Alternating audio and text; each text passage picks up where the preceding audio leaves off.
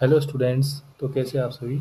आप सभी का मेरे यूट्यूब चैनल चामुंडा क्लासेज में स्वागत है। आज हम पढ़ने वाले 10th साइंस का चैप्टर नंबर 1, जिसका नाम है रासायनिक अभिक्रियाएं और समीकरण। इसको अपन शॉर्ट नोट्स की सहायता से डिटेल के साथ देखेंगे। तो अपन देखते हैं, हमारे दैनिक जीवन में प्रत्येक क्षण कुछ ना कुछ परिवर्तन होते हैं। जैसे दूध से दही का जमना, ये रासायनिक परिवर्तन हो गया। दूध का फटना, चावल से भात का बनना, हमारे शरीर में भोजन का पचना। तो ये सब कुछ ना कुछ परिवर्तन है, कुछ भौतिक परिवर्तन है, कुछ रासायनिक परिवर्तन है। अब अपन देखते हैं रासायनिक अभिक्रिया, यानी अपने पाठ का नाम है रासायनिक अभिक्रिया। तो रासायनिक अभिक्रिया हुई है या नहीं हुई है, तो उसका कैसे पता चलेगा। पदार्थ की अवस्था में परिवर्तन, या तो रंग में परिवर्तन हो गया हो, गैस का निष्कासन हुआ हो, और ताप में परिवर्तन। जैसे भी अपन देखेंगे हाइड्रोजन गैस का उत्पन्न होना, तो यानी गैस का निष्कासन हुआ, इसका मतलब रासायनिक अभिक्रिया हुई है। रंग चेंज हुआ है, जैसे लेड नाइट्रेट है, वो भूरे रंग की गैस उत्सर्जित करती है, तो इसका मतलब रंग में परिवर्तन हुआ है। ताप में परिवर्तन, तो ये अभिक्रिया पर देखेंगे। अब रासायनिक अभिक्रिया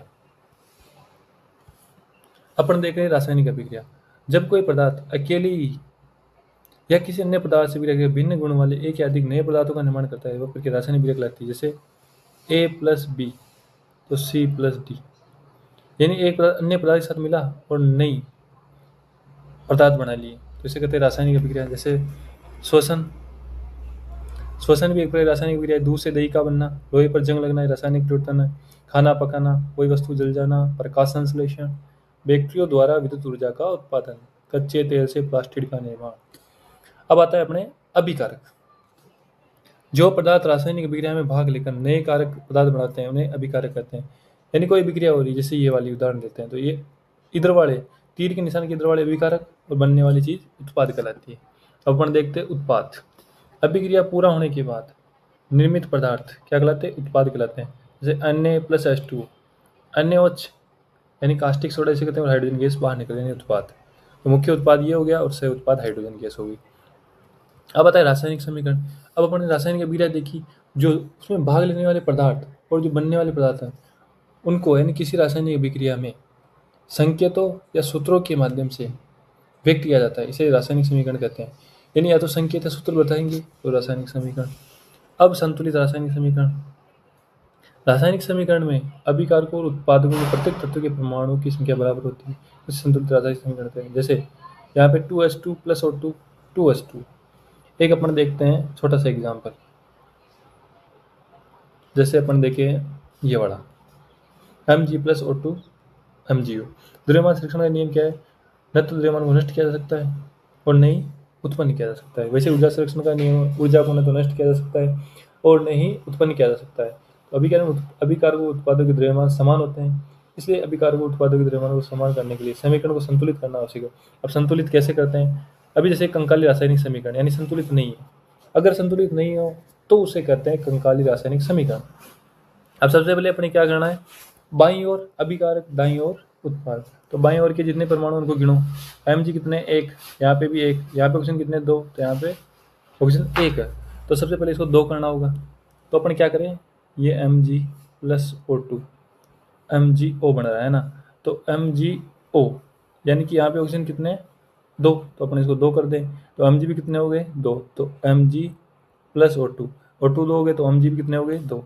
तो इस प्रकार ये बन गया Mg प्लस O2 2MgO, यानी कि यहाँ पे Mg, ये O2 कितने, दो, यानी यहाँ पे ऑक्सीजन को कर दिया मैंने दो, तो ये दो Mg हो गए, तो यहाँ पे भी दो।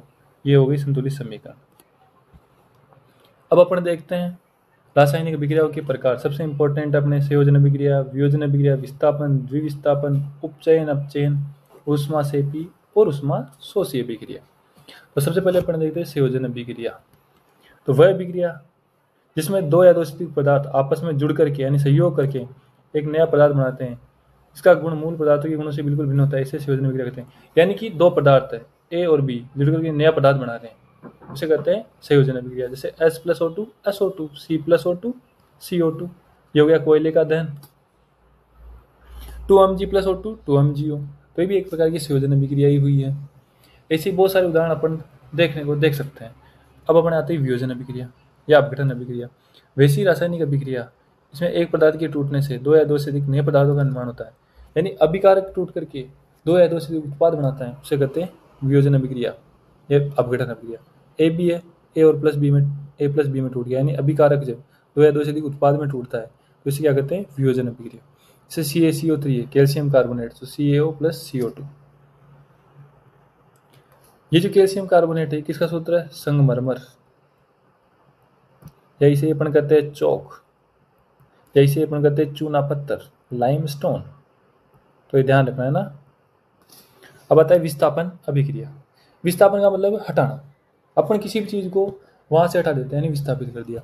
तो वह अभिक्रिया जिसमें किसी यौगिक में से उपस्थित किसी परमाणु या परमाणु के समूह को किसी दूसरे परमाणु द्वारा विस्थापित किया जाता है इसे विस्थापन अभिक्रिया कहते हैं।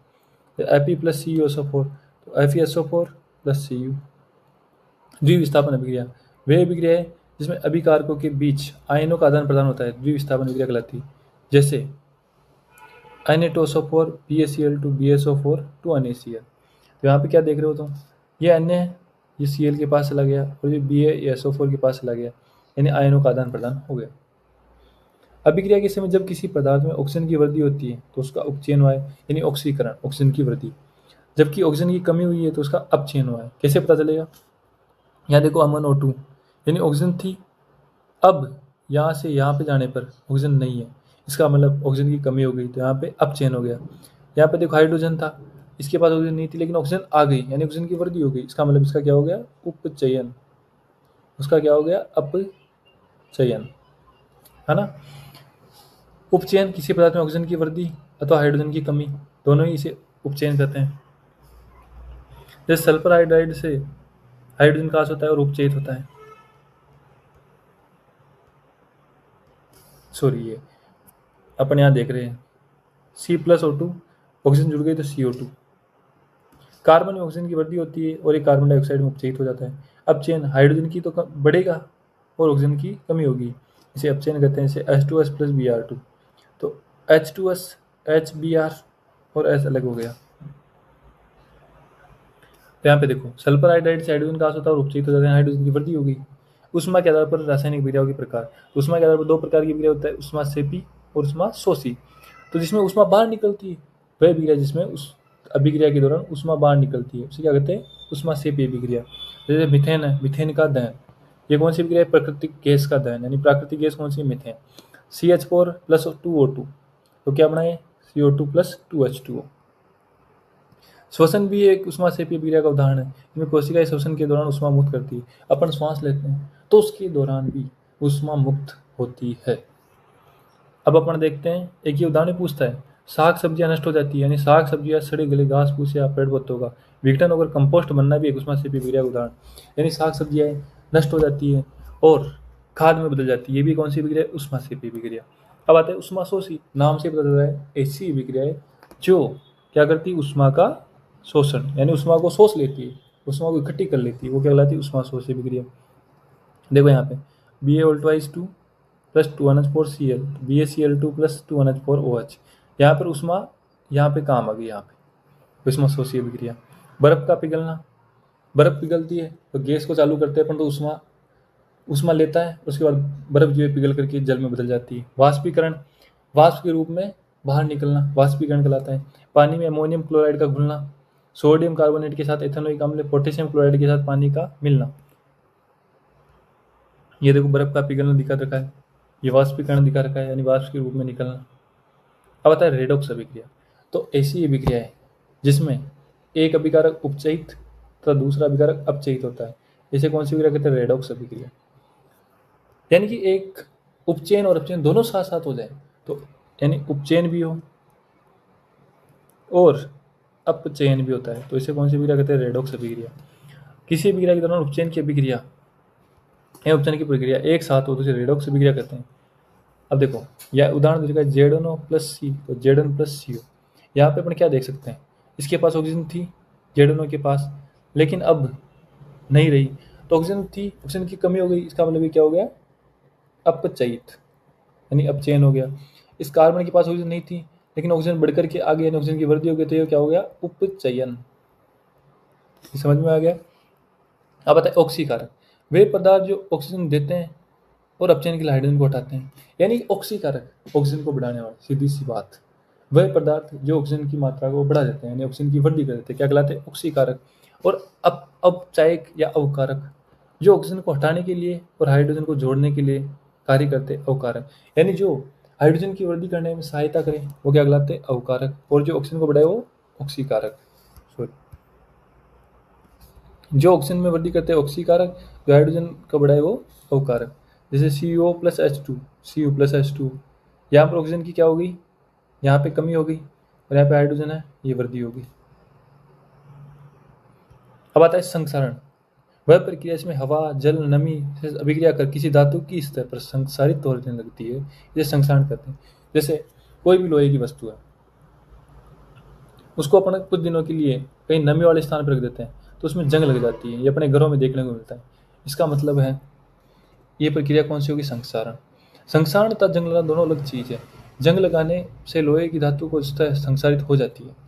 जंग लगती है तो पूरा लोहे की धातु पर परत चढ़ जाती है लोहे की। अब संक्षारण से बचाव कैसे कर सकते हैं? पहला है जस्तीकरण, धातु की सतह का पेंट करके, यानी या तो उस अपने जैसे किवाड़ होते हैं, कोई भी दरवाजा होता है, उस पर पेंट करते हैं उसको जंग लगने से बचाने के लिए।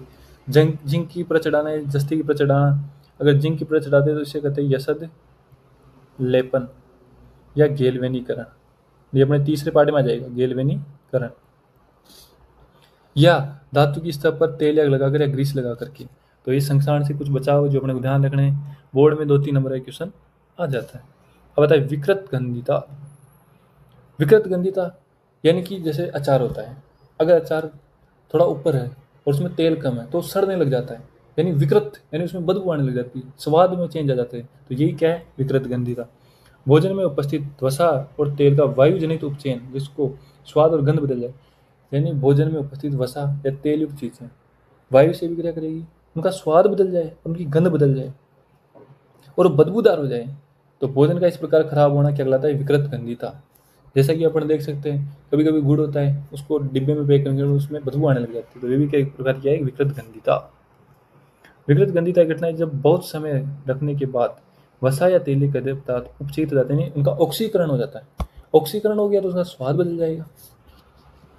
वसा तो तेल में तैयार किया गया पदार्थ जैसे सब्जी, चिप्स आदि को विकृत गंधित होने से खराब कर देता है।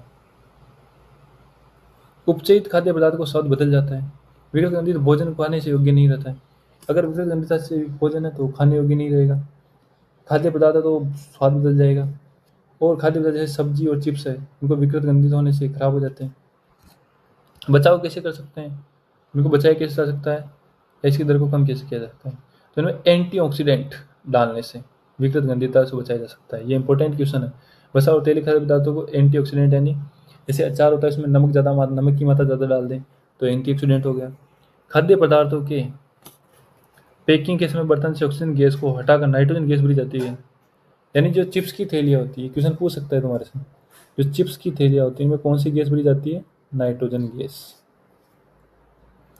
खाद्य पदार्थ विकृत गंधिता से बचाने के लिए उष्मा और प्रकाश से दूर रखा जाता है, यानी कि जहाँ गर्मी होती है या जहाँ से धूप होती है तो ऐसे वाले स्थान से दूर रखा जाता है। दूसरा, उपचयन की दर को कम करने के लिए वायु मुक्त बर्तन में खाद्य पदार्थों को रखने से विकृत गंधिता की दर कम हो जाती है। जैसे खाना होता है तो उसको अपन उसमें पैक करके रखते हैं ताकि वो खराब नहीं हो, तो वायु रोधी बर्तन में रख करके उसको बचाव किया जा सकता है।